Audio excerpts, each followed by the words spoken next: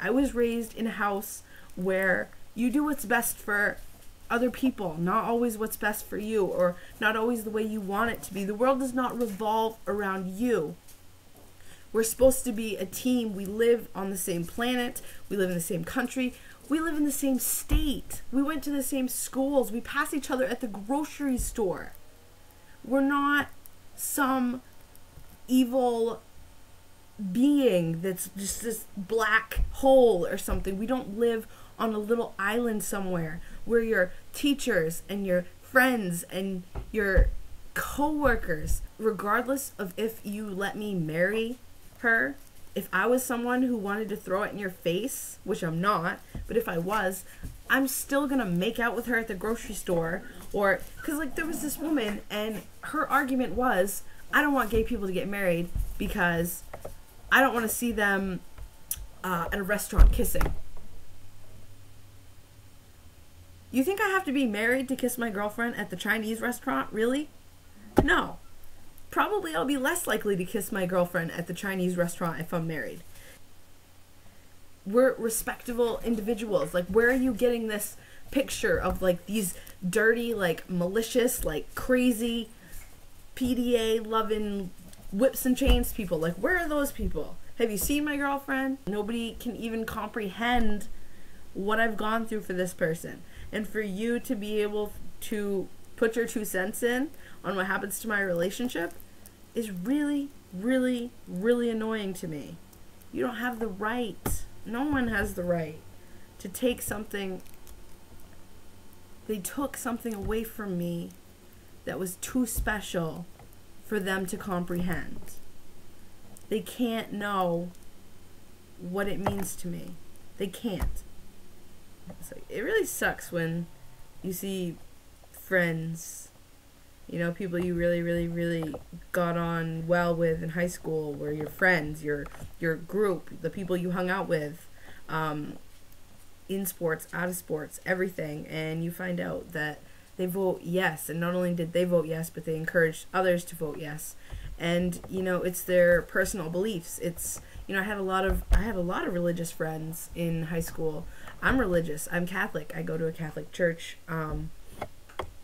And I can't knock anyone for believing in something strongly enough to go out and vote. But I can, however, get a little irritated. I reserve the right to be irritated when people turn religious overnight because of this issue.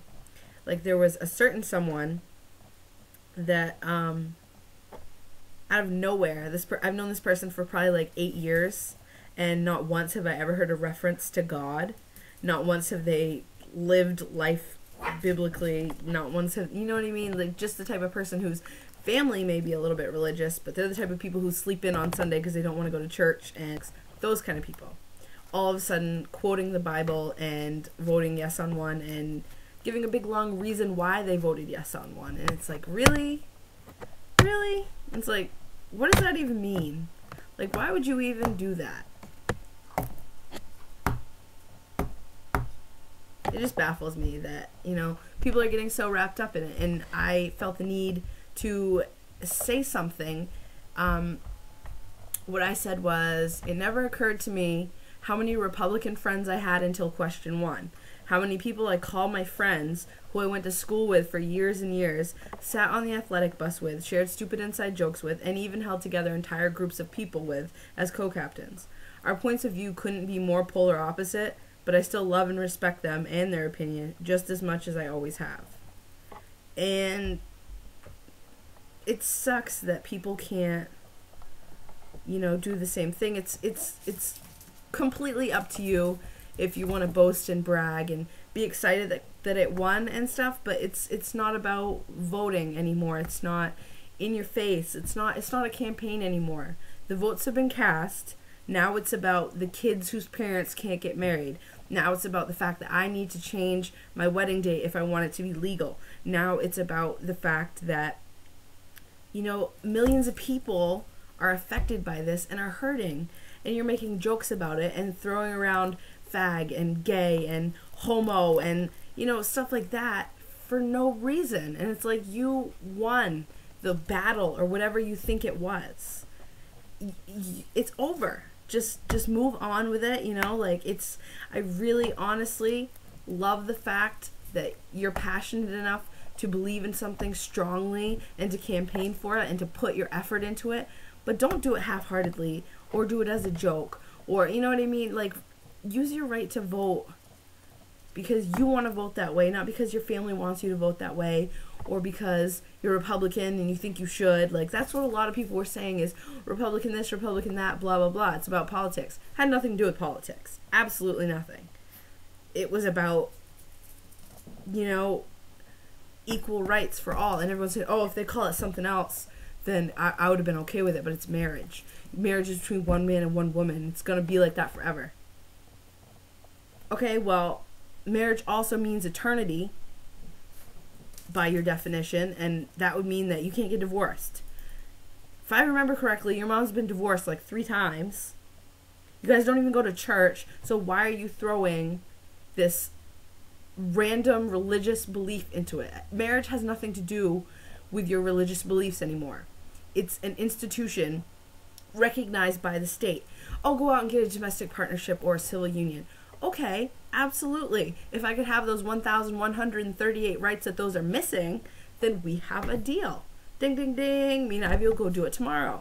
That's not the issue. The issue is, as stands right now, we just bought a house. If I am her legal spouse, if she dies, it goes to me. End of story, end of issue.